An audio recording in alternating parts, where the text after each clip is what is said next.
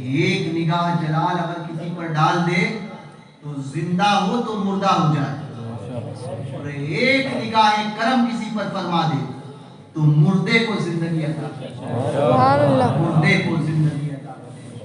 وہ حضور غوث اعظم رضی اللہ تبارک و تعالی۔ ابھی مفتی صاحب تقریر کر رہے تھے، دلائل صلاۃ السلام پڑھنے کی دلیل کیا ہے؟ کھڑے ہو کر صلاۃ السلام کیوں پڑھا جائے اور انگوٹھے کیوں چومے جائے، کئی دلائل آپ نے دی۔ میں کہتا ہوں آپ سے ایک بات ہمیشہ یاد رکھنا ہے، ایک بات، ہم نے اللہ کو بے دلیل ایک جانا ہے، بے دلیل مانگی اللہ کے ایک ہونے کی نہیں۔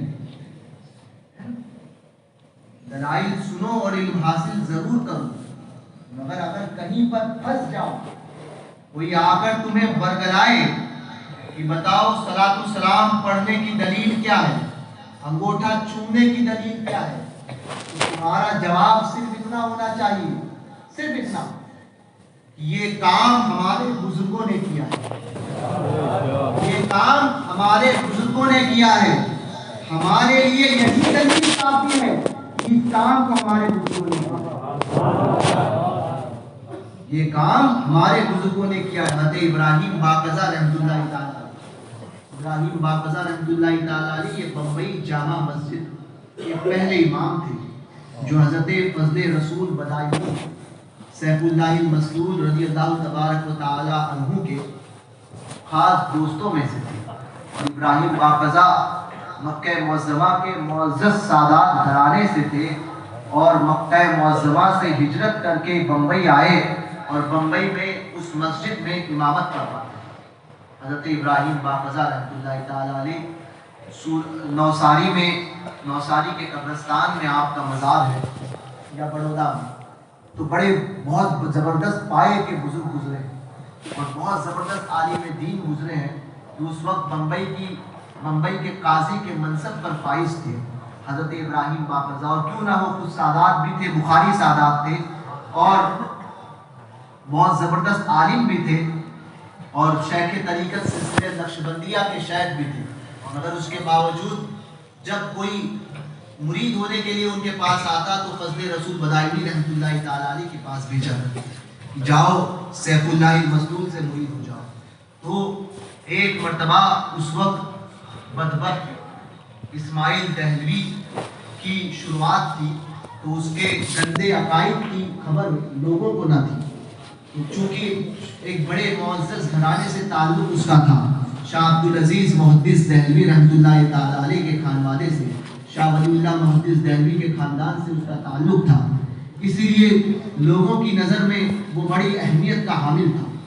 تو بمبئی میں وہ جب آیا تو اس وقت محمد علی ناخودہ سے، محمد علی روڈ بھی ہے غالباً اور ناخودہ محلہ بمبئی کا ہے، تو ناخودہ سے محمد علی ناخودہ، وہ اس کے گھر پر اسماعیل دہلوی کا مڑبوط کا قیام تھا، اس وقت اس کے عقائد کھل کر سامنے نہیں آئے تھے، وہ شروعات تھی، تو محمد علی ناخودہ نے اس کو دعوت دی تھی، جمعہ کا دن تھا، ابراہیم باقزہ خطبے میں جمعہ کے لیے جب بیٹھے تو جب حضور اذان ہوئی تو حضرت ابراہیم باقزہ نے، امام تھے، امام کے لیے اجازت ہوتی ہے، تو آپ نے اپنے انگوٹھے کو چھوما، انگوٹھا چھوما حضور کے نام پر، پھر حضور کا نام آیا تو آپ نے بلند آواز سے درود پڑھا، پھر کھڑے رہ کر صلاۃ السلام پڑھا۔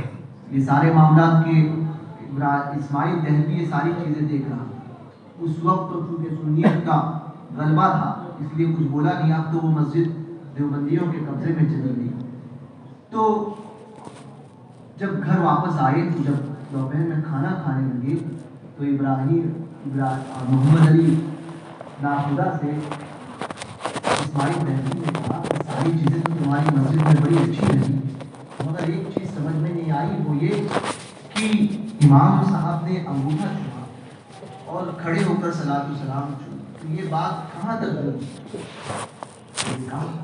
اب وہ اس نے اپنا عقیدہ جو ہے وہ گند پھیلائی، कोशिश की, क्योंकि मोहम्मद अली नाखुदा उलमा से मोहब्बत करता था और एक दुनियादार आदमी था, जवाब तो नहीं दे सका, तो उसने ये किया कि हजरत को दावत दी थी, इब्राहिम बाक़ज़ा दावत दी और कहा कि रात का खाना साथ में खाओ। अब रात के खाना साथ में बैठे खाने के लिए तो हजरत इब्राहिम बाक़ज़ा से मोहम्मद अली शेख ने पूछा, हुजूर ये तो बताइए कि अंगूठा चूमना ये कहाँ से साबित है, हुजूर के नाम पर दरूद पढ़ना ये कहाँ से साबित है, और खड़े रह के सलाम पढ़ना ये कहाँ से साबित है। ये तीन चीजें पूछी। इब्राहिम बाक़ज़ा समझ गए, कहने लगे मोहम्मद अली नाखुदा से, अगर ये सवाल तुम्हारा है, अगर ये सवाल अवाम का है, तो अवाम के लिए इतना काफी है कि ये काम हमारे बुजुर्गों ने किया। अगर ये सवाल अवाम का है तो अवाम के लिए दलील में इतना काफी है कि अंगूठा चूमना हमारे बुजुर्गों की सुन्नत है, हमारे बुजुर्गों ने चूमा। खड़े होकर सलातो सलाम हमारे बुजुर्गों ने किया, पढ़ा, और हुजूर के नाम पर नाम आने के बाद में दरूद पाक का पढ़ना ये भी हमारे बुजुर्गों ने किया। आवाम के लिए ये दलील काफी है कि ये काम हमारे बुजुर्गों ने किया। 1400 साल से अहले सुन्नत का यही तरीका रहा, हमारे लिए अवाम के लिए दलील के लिए काफी है। और अगर तुम्हारे कंधे पर बंदूक रखकर कोई दूसरा चला रहा है तो फिर वो हमारे सामने आए, वो हमारे सामने आए तो फिर हम कुरान और हदीस से उसको दलाइल देंगे, फिर हम कुरान और हदीस से उसे दलाइल देंगे। तो याद रखना कि दलील कोई, पहली बात तो बदमज़हब की सोहबत ज़हर कातिल होती है। आपने सोहबत इख्तियार ही क्यों की कि आपसे सवाल किया, सवाल करने की नौबत क्यों आई जब आपने ताल्लुकात कायम किए। आप अगर ताल्लुकात ही कायम नहीं करोगे तो उसके वो सवाल किससे करेंगे। तो इसलिए बदमज़हब से ताल्लुकात नहीं कायम किया जाता, क्योंकि शैतान को दिमाग में वसवसा डालते देर नहीं लगती, चंद लम्हा होता है उसमें वसवसे डाल देता है, देर नहीं लगती। तो अपने आप को पहले समझो कि बदमज़हब के सवालात सुना नहीं करो, पहले तो उसके साथ में बैठा नहीं करो, बैठना ही नहीं है।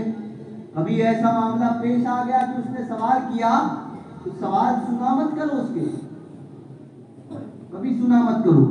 और अगर किसी ने सुन लिया तो जवाब देने से पहले कहो कि चल मेरे हमारी उलमा की बारगाह, हमसे क्या पूछता है, सीधा अपने उलमा की बारगाह में लेकर आओ।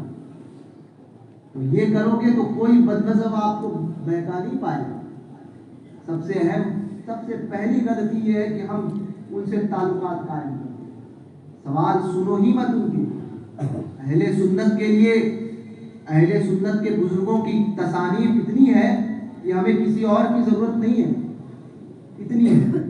ये सारे सवालात पैदा तब होते हैं जब आप इल्म दीन हासिल नहीं करते। इल्म दीन सबसे पहले हासिल करो। गौस पाक फरमाते हैं, दरस्तुल इल्म हत्ता सिर्फ, मैंने इतना इल्म हासिल किया कि मकामे कुतबियत पर फाइज हो। इल्म हासिल करो, इल्म के बगैर कुछ नहीं होता। जब इल्म हासिल करोगे तो समझ में आएगा कि किसी चीज की हकीकत क्या है। बगैर अल्लाह तबारक व तआला की अगर किसी को अपना दोस्त बनाता है तो सबसे पहले उसे इल्म अता फरमाता है, इल्म अता करता है। अल्लाह तबारक व तआला जाहिल को कभी अपना दोस्त नहीं बनाता। अल्लाह का दोस्त ये आलिम ही होता है। अब ये और बात है कि वो मेहनत से इल्म हासिल करे या अल्लाह तबारक व तआला इल्म लदुन्नी उसे अता करे, ये और बात है। मगर अल्लाह का दोस्त कभी जाहिल नहीं होता, वो आलिम होता है, आलिम रब्बानी होता है, अल्लाह का दोस्त। तो इल्म हासिल करने की कोशिश करो। दूसरी बात कि सबसे अहम चीज़ कि हमारे बच्चियों के मामला जो आजकल बिगड़ते हुए जा रहे हैं। 3 साल में 40,000 बच्चियां गैरों के साथ में भागी हैं। इस तरफ तवज्जो दो, अपनी औलाद को सिखाओ, मगर इतना नहीं कि वो दीन को छोड़ दे, दीन को छोड़ दे। और बच्चियों को सिखाने की इजाज़त तो शरीयत ने जितनी दी है उतनी दी। आज के हालात जिस तरह से हैं تو یہ خلط ملط ہونے کے بعد بھی تو شریعت اس کی اجازت دے گی نہیں. تو پہلی بات کہ اپنی اولاد کی طرف توجہ دو. یہ نہیں کہ ان کو اس طرح سے آگے بڑھا دیا, دنیا اپنی اتنی پلا دی کہ دین سے دور کیا, اور پھر وہی بچیاں بھاگتی ہیں تو پھر آپ تعویذات لینے کے لیے ادھر ادھر بھاگتے ہیں. پھر سب کو فون لگتے ہیں کہ دعا کیجئے کہ بچی آ جائے, یہاں بھاگ گئی ہے, وہاں بھاگ گئی ہے. اس بچی کی غلطی بعد میں ہے, پہلے اس کے ماں باپ غلطی پر ہے کہ ماں باپ نے وہ تعلیم دین کی نہیں دی. اگر دین کی تعلیم دیتے تو بچی بھاگنے سے پہلے 10 مرتبہ سوچتی, یہ کام ہی نہیں کرتی بھاگنے کا, کیونکہ وہ ہمیشہ اس بات کو مد نظر رکھتی کہ نہ, اگر میں نے یہ غلط قدم اٹھایا تو میرے ساتھ میرے ماں باپ کی عزت جائے گی, میرے ساتھ میرے معاشرے کی عزت جائے گی, میرے ساتھ میرا مذہب بدنام ہوگا, میرے ساتھ میں اپنے والدین کے ناراضگی کا سبب بنوں گی, اور پھر مجھے جہنم کی آگ میں جانا.